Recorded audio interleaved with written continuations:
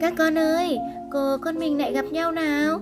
Hôm nay cô Huyền và chúng mình cùng nhau hát bài hát Còi xe bim bim, được viết theo nhạc nước ngoài của tác giả Phí Hương Ni đã dịch lời Việt đấy.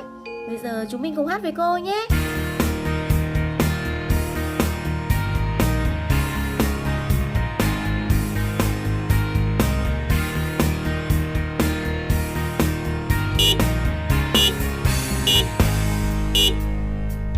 Xe ô tô chạy nhanh trên đường, bim bim bim bim bim. Kìa ô tô con rồi ô tô tải, bim bim bim bim bim. Còi kêu toe toe người đông vui ghê, xe hơi lao thì bon bon, bim bim bim bim bim. Xe ô tô chạy nhanh trên đường, bim bim bim bim bim.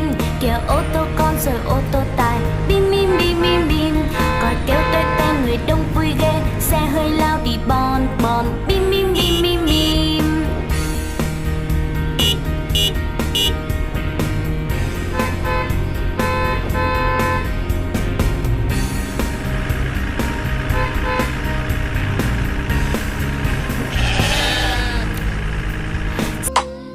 Các con nào, bài hát với giai điệu vui tươi dí dỏm hy vọng sẽ mang đến cho các con những niềm vui khi chúng mình ở nhà. Và các con hãy nhớ hát cùng cô thật nhiều nhé. Giờ học của cô đến đây là kết thúc rồi. Xin chào và hẹn gặp lại các con.